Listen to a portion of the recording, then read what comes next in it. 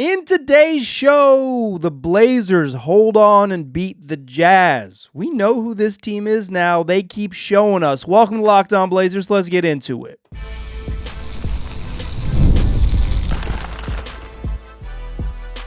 You are Locked On Trailblazers, your daily Portland Trailblazers podcast, part of the Locked On Podcast Network.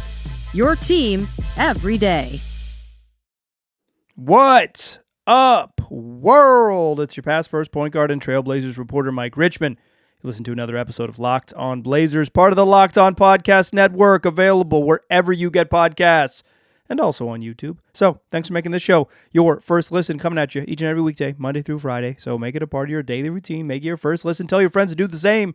Locked On Blazers, your team every day. Today we're talking about a Blazers win over the Jazz, 136-134. Who said this team couldn't score points? Well, as long as you didn't watch the final 10 minutes of this one, you'd really believe nobody can stop them. We'll get into what happened.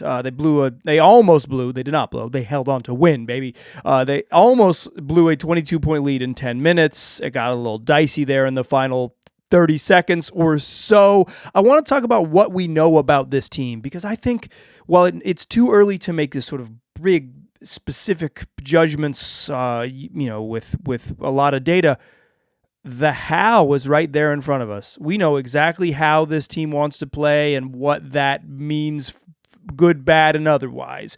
And then we'll talk kind of the specifics and some odds and ends from this game. Drew Holiday, Shaedon Sharpe, Blake Wesley, Duop Reith, Ryan Rupert, Young Hansen, all that. We'll get into that to close the show. But let's do what we do. First, fastest recap in the West. Blazers win this game 136-134. Chris Murray did not play. He was out with an illness, not on the bench, because if you're sick in the NBA, they send you home. He's probably back in the hotel room. Matisse Thybulle did return after a one-game absence against the Lakers. He plays after missing that one game with a sore hip. But the Blazers find themselves in Salt Lake City down double digits after one, 33-43. Jazz have 43 points in the opening frame.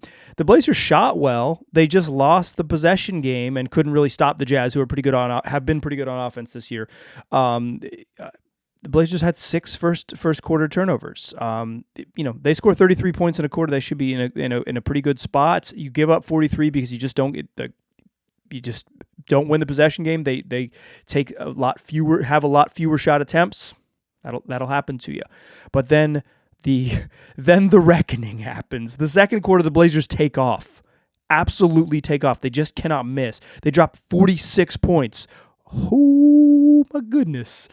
Second highest scoring quarter of the season, second quarter against the Warriors, 47. They just a absolutely hot shooting. I thought they played well, and then the shots go in. You play the right way. You force turnovers. You get out in transition. You run, and you get a little bit of shooting luck because everything starts going in. Start feeling really good about yourself. Play with confidence. It really can start snowballing. Blazers outscore the Jazz 46-30 in the second quarter, and they have scored 79 points in the first half. They're up 79-73. Blazers in the second quarter go 18 of 30 from the floor and freaking 8 of 14 with just one turnover, 8 of 14 from the three-point line with just one turnover. I mean, don't turn the ball over, make all your shots. Turns out that's a pretty good strategy. Reason the Jazz were in this game though in the second quarter, they took 17 free throws. They got to the free throw line. And a sort of interesting development we'll talk about later in the show, but Blazers went 10 deep in the first quarter, and the last guys at 9 and 10 were Young Hansen, and Young comes in a little bit early, but he doesn't play very much, so he's like technically the 9th or 10th guy. And then Caleb Love. And they had done that in the prior game when Matisse was out, Love had played. But with Tease back, Love still gets in the game. He's playing those minutes. But then by the second quarter, the Blazers actually play their 11th and 12th guy of the first half because Hansen and Caleb Love do not get back in the game, and Duop Reith and Ryan Rupert get their minutes. I don't think Rupes had a particularly awesome game, but I would like to probably see him more than with this group than Caleb Love, because I think he kind of fits the plan a little bit more.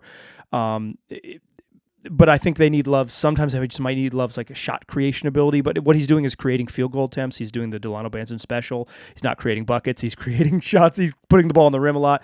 And like Hansen is just struggling right now. We'll talk about that more later in the show. But Blazers up 6 at halftime, and then they just like. They should have run away with this game in the third quarter. They lead by as many as 21, go into the fourth up 19, up 8, up 19, 117-98. So the Blazers start this game 1 of 5 from 3. Tumani missed two really wide open looks early in the first quarter. Then he finally gets one to fall.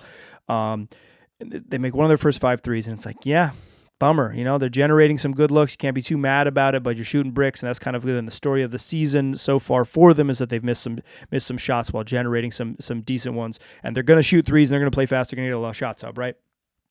So sometimes the bricks feel a little bit more pronounced. And then from that 1 of 5 start to the 10-minute mark of the fourth quarter, the Blazers make 19 of their next 40 threes.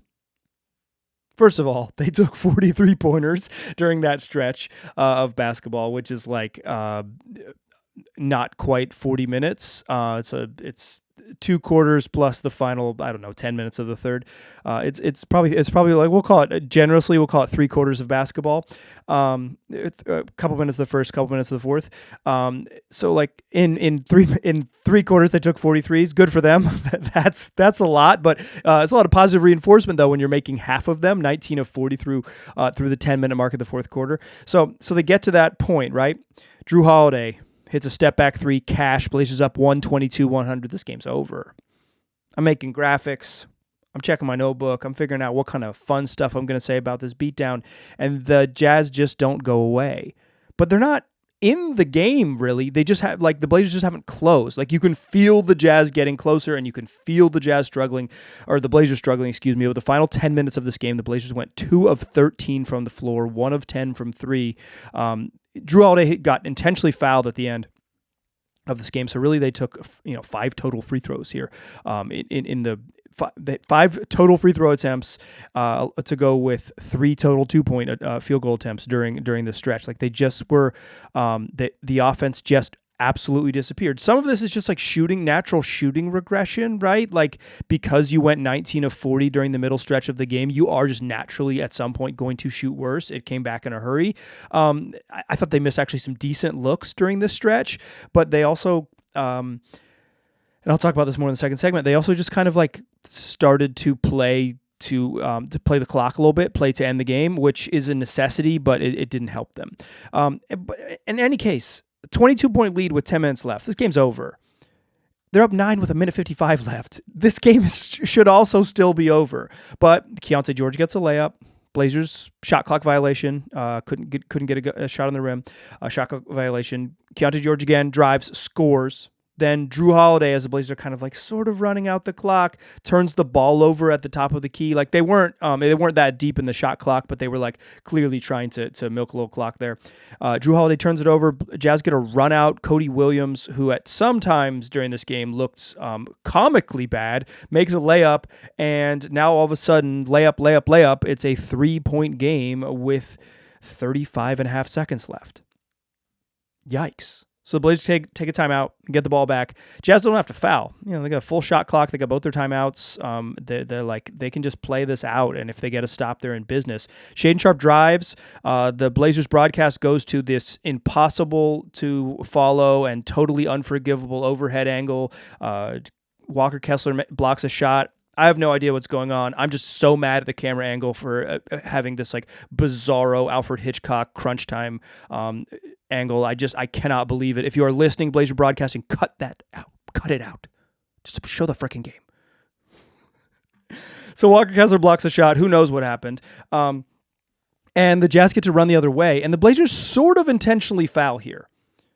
But they don't really. I think Drew Holiday actually probably almost got a tie-up. Like, I think if they had waited a half beat longer to blow that whistle, it's a tie-up, but instead they call a foul. Lauri Markkanen hits 2 free throws with 9 seconds left. It's a 1-point game. 9 seconds left, 1-point game. No one attempts a shot for the remainder of the game. Everybody plays the foul game. The Jazz fouling to extend the game and give themselves a chance so the Blazers can't run out the clock, obviously. And then the Blazers, under the direction of Thiago Splitter, fouling so the Jazz can't attempt a three-pointer that potentially ties the game. Drew hits 2 pairs of free throws. He goes 4 for 4. The Jazz don't get a field goal attempt. And when Kyle Filipowski intentionally misses with just under 4 seconds left, the ball bounces long. Drew tracks down the rebound. Blazers win 136-134. Yes, that took 10 full minutes. That's your fastest recap in the West. Let's talk about those final 10 minutes of what went wrong. Join me in that second segment, won't you? Because I think the Blazers played so stinking well, and then it almost all came crashing down. I want to talk about how it all came crashing down, just some sort of general thoughts about how that is a trend that is worth tracking today, tomorrow, and has been even through the first 5 games of the season. Join me in that second segment.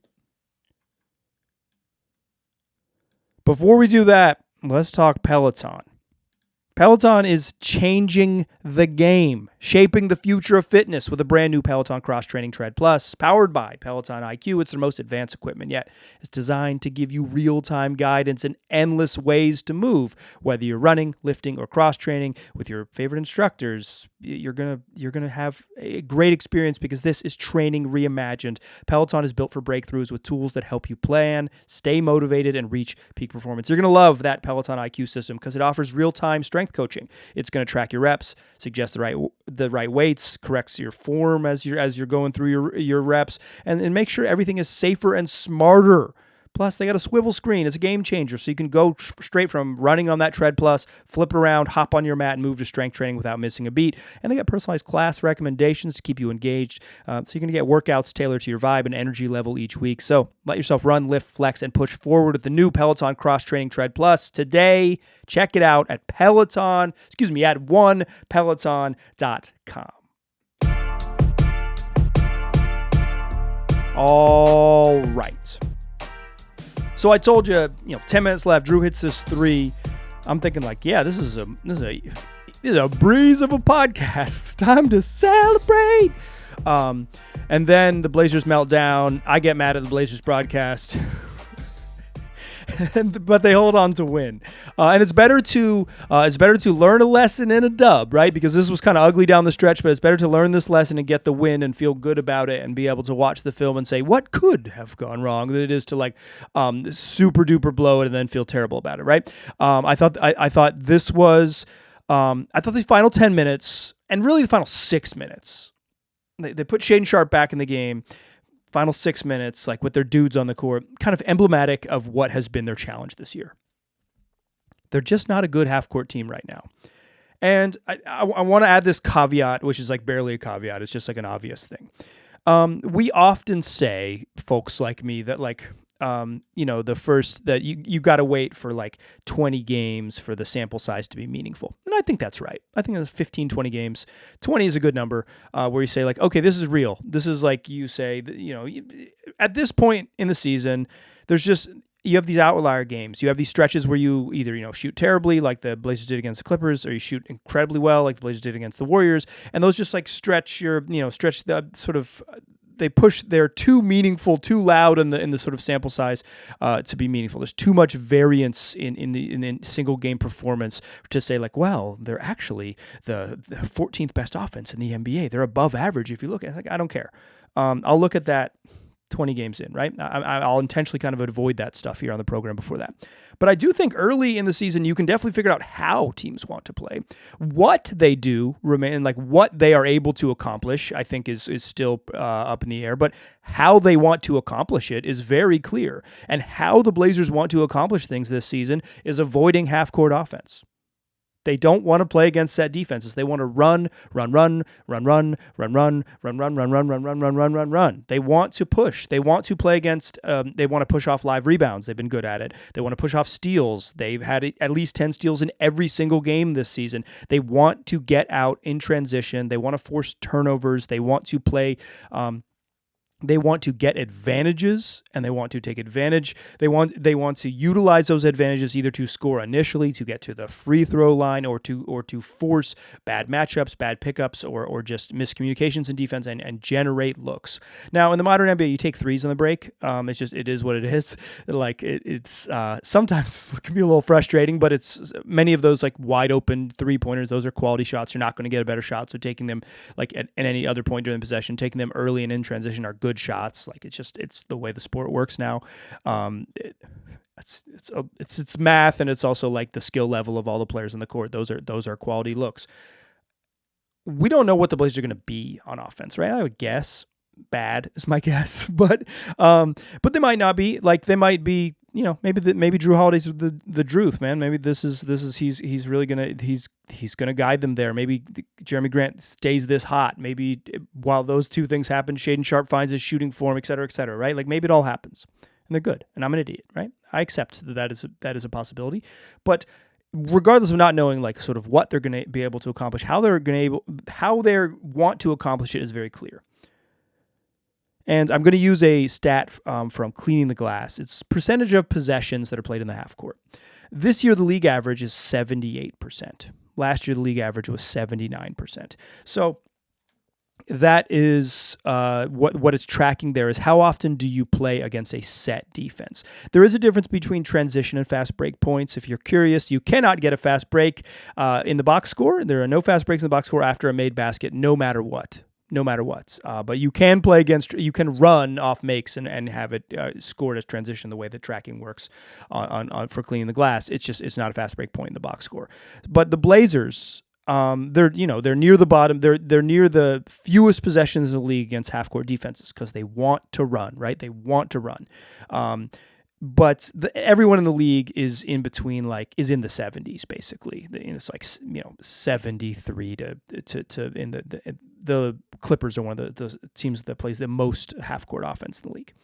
But everyone's in the 70s, right? Against the through three quarters against the Jazz, the Blazers were playing in the 60s, and 60% of their possessions. 60. I didn't screenshot it on my phone or whatever, but it was like 66% of their possessions are coming against half court defenses. They were just attacking and killing the Jazz in transition. They had like a 150 offensive rating, scoring 1.5 points per possession, like just crushing in transition against the Jazz.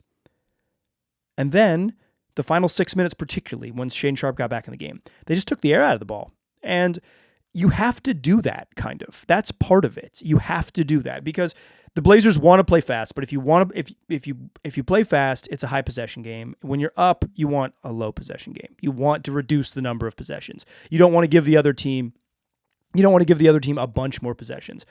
But that is now playing against your identity. So when you have this lead and then up 15 with 6 minutes left, and you say, okay, we got to milk the clock. We got to be a little bit more deliberate, a little bit slower. You're playing something you're not particularly good at it based on the skill set of the players on the roster, and two, against the identity that not only have you been drilling all year in practice, but that you've been crushing through the first 40 minutes of the game. And now it's like, okay, brakes, pull on the brakes. You need to by necessity, but when teams have got the Blazers to play slow, the Clippers play really slow, and I think one of the things they did well in the second half in that game against the Blazers shot bricks. Like that was the real problem with it was just the brick shooting. But the Clippers, they played this big lineup and they just made it a half-court game. They said, okay, we're going to be deliberate, we're going to hunt. We're going to ISO hunt matchups, and like with our two best players, with Kawhi and James Harden, we're going to throw the ball into Ivica Zubac. Like, we're going to make this a half-court game, and we're going to beat you because it's a half-court game, and they were able to. Final 2 minutes against the Wolves, and the Blazers lost in crunch time, and they did not make a field goal over the final 5 minutes in crunch time against the Wolves. Similar idea, right? The game slows down naturally. And you end up playing against set defenses in those settings because it's just hard to force running, particularly if the other team is scoring, or particularly if they're making a really concerted effort to like not get in transition opportunities because they're also taking their sweet time to generate quality offense. Saw that against Clippers, saw it against the Wolves, saw that against the final 6 minutes against the Jazz, and the Blazers offense just. It really sputtered. They turned the ball over 6 times. Denny had 3 turnovers in the fourth quarter. I think that was a problem. I'm not laying it all at Denny's feet, but certainly the turnovers are a problem, and he had the most of anyone. But just in general, how they score in the half court is going to be huge, and so that's going to be tracking for a huge part of the rest of this season. How well do the Blazers score in the half court? But more importantly, how effectively do they avoid playing in the half court? transition frequency, game to game, quarter to quarter, all that stuff. Like how often can they just not have to play against set defenses? Because when they don't have to play against set defenses, this team can be a terror. And their defense is on its own is like a good enough baseline to put themselves in a good spot and to also allow them to get out and run in transition. But if teams can slow them down and if teams get close, I think you're just going to, it's like, how the Blazers score late is just going to be, remains a bit of a mystery, particularly with Shaedon Sharpe, not looking like a guy who was, you're hoping he would be a guy who could take a step forward and be one of the answers to that question. He just absolutely is not that right now. Speaking of Shaedon Sharpe, a little update from Tiago Splitter post game plus. I already talked about Drew Holiday in the couple episodes ago, but I'm still appreciating my man Drew. Let's talk about that to close the show, plus some other odds and ends from this game. Join me there, won't you? First, though, let's talk rippling. If you're a business owner, here's the truth. SaaS promised to make work easier, but now the average company is buried in hundreds of apps that slow down your teams and simply don't work together. That's not SaaS. That's sad. Software as a disservice. That's why you need Rippling. Rippling is the unified platform for global HR, payroll, IT, and finance all in one place. They've helped millions of businesses replace a mess of disconnected tools with one system designed to give leaders clarity, speed, and control. So you can put everything on there, from onboarding to payroll to IT access, and it's going to run automatically and perfectly in sync. Whether you want to run your entire HR program, IT, and finance operations as one, or just fill the gaps in your software stack, Rippling can do it all. And right now, you can get 6 months free when you go to rippling.com/lockedonnba. Learn more at rippling.com/lockedonnba. That's rippling.com/lockedonnba for 6 months free. Today's program is also brought to you by Robinhood. Your ambition just met its match with Robinhood. You play for the win, not just on game day, every day. Locking in on every opening, beating your PR, beating it again. Channel that drive into your money. Robinhood puts you in control of your money. Trade stocks and ETFs, options, futures, and crypto all in one place. You can now build and execute your own trades from a desktop with Robinhood Legends advanced tools, or take advantage of the new Robinhood Strategies with a tailored portfolio managed by a team of experts. You expect more from yourself. Expect more from your money. Get started today at robinhood.com/yourmoney. Again, that's robinhood.com/yourmoney. Your money, your move. Still a pass first point guard. I'm still Mike Richmond, and you are still listening to Locked On Blazers.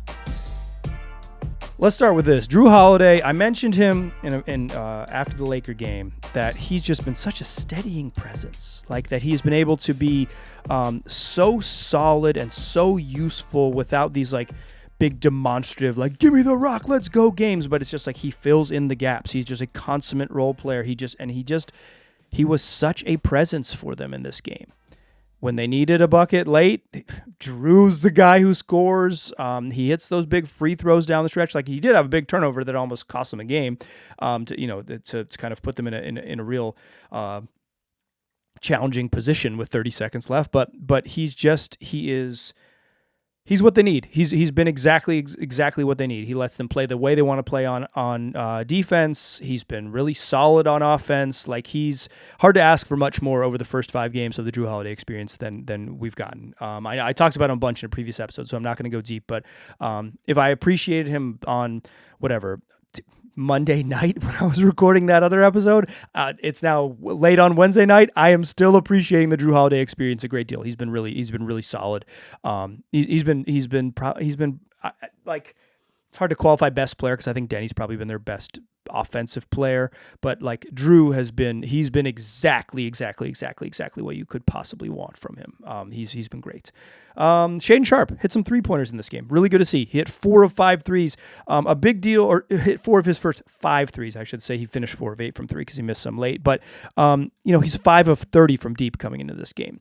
And it was an interesting game for Sharp in his first shift. He only took one shot. He took like a little pull up midi that he kind of missed badly. It was kind of really hard off the back rim, and they didn't shoot for the rest of his first shift. And he leaves, and he's the first sub, so he's a fairly quick sub. Then he comes back and kind of gets going and starts making shots in that second quarter when the Blazers, everybody was making shots. Sharp's getting in on it. Third quarter, he even hit a step back. It's like okay, they're cooking. Let's go. He only played 24 minutes, though. The official box score has him at 24 minutes and 20 seconds. Thiago Splitter mentioned that he was limping and he was just kind of monitoring his minutes, which is why he came back kind of late in the fourth quarter and why he just like wasn't playing big minutes in general. Splitter did not elaborate, and when asked after the game, he said like he was still trying to figure it out. Strikes me as a brand new coach where he said something about an injury that he definitely obviously knows about. And then when asked to clarify, he's like, I guess I'm not going to say, I shouldn't have said anything about that. And I am not going to say anything now. I mean, maybe he doesn't know the very specifics of it, but he certainly knows like his ankle was hurting or whatever it was. I will say that after the Blazers' last home game against the Golden State Warriors, I saw Sharp walk out of the locker room with a fairly pronounced limp. I probably wouldn't have mentioned that because like it was 35 minutes after a game. And like, who knows? Maybe he's just walking funny for whatever reason. I watched him take, like 6 steps out of the locker room. But like he was a pretty pronounced limp when he left. And I don't think it's I think it's somewhat inappropriate to say like saw a dude limp. I'm going to talk about it on the podcast, but now that Thiago says he was playing and kind of a little bit banged up, maybe this has been a thing that's lingering a little bit with him. I will share that bit of news now that it's been made public by the coach. It doesn't feel like some unfair speculation on my part. I try to be professional at least as I can in those instances. But yeah, I think if Sharp is like a little bit hampered, that would explain some of the maybe he's just never going to be a good 3-point shooter. It's getting dicey, but like the finishing, right, that he was so good at last year, that has really struggled to begin this year. If you got kind of like a bum wheel, that would kind of explain it a little bit, right? Just like not enough launch, not enough juice. We'll see. I mean, maybe he never shows up in the injury report, and this is just like a thing that the coach said in passing. But I will say, like, limiting his minutes to 24. Coach mentions that you're limping. I think that's worth putting a small star next to. Blake Wesley hit his first 3-pointer of the season. On the year, Blake Wesley was 0 of 4 from 3 in his 69 minutes. 2 of 5, baby. Took more threes in this game than he'd attempted all year. Again, positive reinforcement once they go in, and he hit one early from the left wing, and then once they go in, and like Wesley's like, you kind of have to shoot threes in his position. He's a guy who does drive into the paint, but he usually doesn't drive into the paint looking to pass. He kind of drives into the paint with no plan. If I had to criticize him, and I didn't, but I chose to. If like he's a hard downhill driver, but he's not. Sometimes he's passed up some shots that I don't love him passing up. I don't know that he's ever going to make threes, but if he does, boy, would that change the calculation a little bit. And to see 2 of them go in tonight for Blake, good stuff. The other sort of big thing here is that Duop Reith finally saw the court. He hadn't played real minutes all year long. Ryan Rupert also gets some minutes, but I think if the Blazers' wing core is healthy, like if Chris Murray is available, Ryan's not going to play. But Duop could play, right? He could be an option. He's got to be an option, right? He did in this game put up a very funny on pace for 18 3-pointers per 36. That's my guy. He's not in there to not shoot. If he's in there, he's gonna get him up. That's what Duop does. He's never seen a shot attempt he didn't like. He really got after it. The permanent shot attempt king, Duop Reith. Always has been from like literally the moment he stepped on an NBA court. He's been getting him up. He shoots the ball. But like I just think Hansen has struggled so much this year that it's a thing that you have to balance, right? There's part of me that just says there is no problem with getting Young Hansen 3 minutes or 4 minutes in the first half of every single game. You get him developmental minutes, you get him a rhythm, you kind of demand a certain level of professionalism and preparedness. Not that I'm worried about that with him, but because he knows he's going to play every night. Hey, we need you. And at the 7-minute mark of the first quarter, we're going to call your name, right? Like, You're going to play from the 6 minute mark to the 2 minute mark, 7 minute mark to the 4 minute mark of that first quarter. But it's just like his minutes have been a negative. Like he's not ready for this level of basketball yet. I think that's kind of the that's the challenge of it's the challenge of any pick that's like mid first round pick, right? Like those players are often not ready. But like, he's 20 and making a big jump in level of competition, not to mention the cultural differences and all those things and like trying to learn the speed of the game, but just like the physical stuff, like he doesn't really have a way to score. He did score a non-garbage time bucket, his first non-garbage time bucket in this game, but even then it's like kind of a flailing push that he gets over the rim, commit a couple fouls out of turnover. Like he's just, he's really struggling on defense, and he just doesn't have enough stuff on offense to be like, well, let him get involved. It's like, how are you going to involve him? How are you going to involve him? He can't score out of the post. I don't think you want him like handling the ball up top and dribbling and all those things like that. There isn't like he does this type of thing. He in a very believable way at age 20 is struggling. And so like, I think it would be very reasonable to just say, hey, for the next 5 games or whatever, those are going to be Dewap's minutes and we'll see what it's like. Not that Dewap Reith has been, that I think he's going to be particularly good, and maybe Rob Williams comes back and this problem kind of solves itself. But if not, I think it would be very reasonable if Dewap Reith was an option, because at least Reith shoots threes with confidence. It's not nearly as big, but he's going to give you like a defensive problems, but like in a very different way than Hansen does, because Hansen's like big and slow, and Reith is like not quite big enough to play center is the difference. It's different types of trade-offs, but I think Dewap's just like understanding of how at least he can get shots up and where he can like be aggressive on offense is like a different type of trade than what Hansen is doing right now. Part of me thinks like just give him the developmental minutes. It doesn't matter. But there is another part of me that says like the Blazers fancy themselves as a competitive basketball team, and that means like if you have a guy who's giving you some negative minutes, that dude doesn't play. And right now that might be where Hansen is. I'm just saying that that's sort of speculation here. The way if the rotation were to stay the same and Rob Williams doesn't come back, it wouldn't surprise me if Dewap is your sort of like very limited minute backup center on a team that plays small lots moving forward, for, I don't know, a week or so, just as they sort of give the team another look and see if Dewap answers provides some answers, provides some sort of different type of look that they're not getting from their other center option. That is going to do it for today's show. Come back for Friday's program. It's what we do 5 days a week, wherever you get podcasts, also on YouTube. I appreciate you listening. I'll talk to you soon.